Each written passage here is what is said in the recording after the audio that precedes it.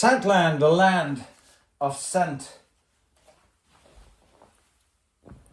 Yes, hello and welcome. It's Chris back with yet another fragrance review, and today we are looking at a cozy fragrance released by the precious brand Carolina Herrera, right?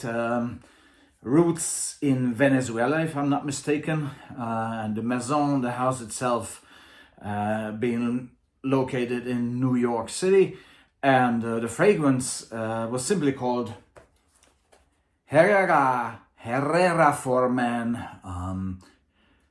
Hit the market in 1991. Okay, that was a new decade. Lots of exciting things happened throughout the 90s with fragrances, and this one is one of the nicest examples of a designer brand doing a great fragrance. First of all, the two parfumeurs, Rosando Mathieu and Carlos Benhaim, signed this fragrance, and again, the year was 1991. That's the bottle, still available, still around. Obviously some reformulations made throughout the decades, right? But this is still very much standing, and in my opinion it is indeed the best Carolina Herrera fragrance. I wore this more than like 10 years ago for a full 50 milliliter bottle, I think it was at the time. So I have my experience, I gathered my experience from back at the time wearing this, and I got this one. This is a 2019 bottle. I checked for the batch code,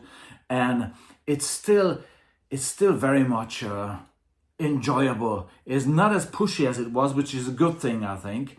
The tobacco in here smells less stale than it did back when I remember it wearing it, like around 2008 or 10 or something, 12 or something like that. And it's a bit fresher. Great sprayer. I love the bottle as well, easy to handle yet elegant.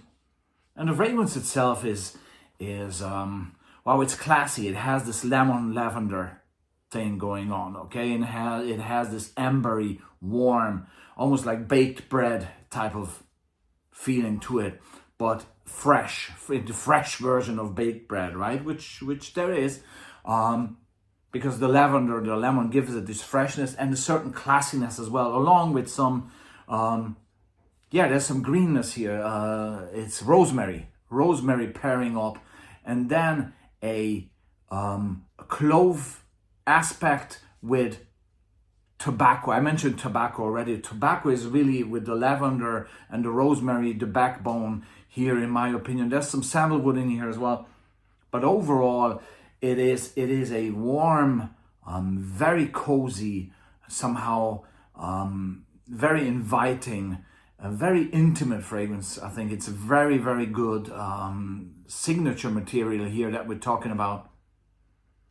It maintains a freshness throughout, yet at the same time it's somehow like a glove. It's warm and embracing, and it smells like nothing out there really. I haven't smelled anything like this. It smells to me very elegant as well, not overly dressed up, but you have to have a nice attire. But it can be a suit, it can be a formal wear, but it can also be a more casual sort of scenario or attire, like I have today, this afternoon or this evening. So again, therefore it's very versatile, and therefore absolutely signature material.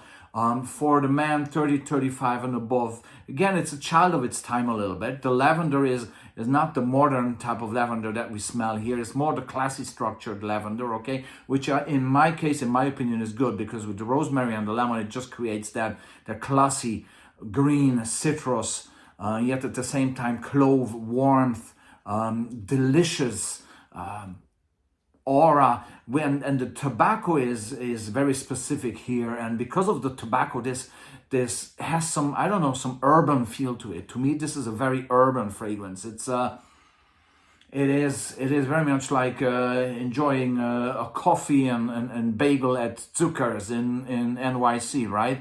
That's how it comes to me. Somehow it's a morning fragrance, and it has that the classy structure of the good old French fragrances, right? But it has some Latino power in here as well, because it takes that theme, the classic French theme, 2-3 steps further into this cozy, urban NYC morning type of feeling. It's very strange. This is somehow the feelings that this is evoking in me, and I love it for it is the blend itself is somehow so filled with humor. It doesn't take itself too seriously. It's very intelligently blended, and it's something for the more mature guy who has a certain self-assurance and knows what he wants and knows the directions that he's going, and just appreciates a true and utter nice signature fragrance like Carolina Herrera For Men from 1991.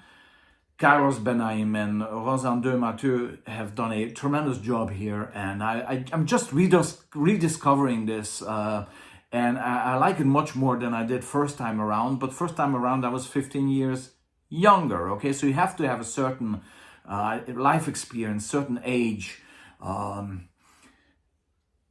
in order to be fully appreciating this blend and to be able to call it your own, for it to become part of your aura, okay, your signature scent. So maybe I'm on the way to fully and utterly proudly wear Carolina Herrera For Men even more often. Thanks very much. This was Chris from Scentland, and I'll be back with more soon. Bye-bye.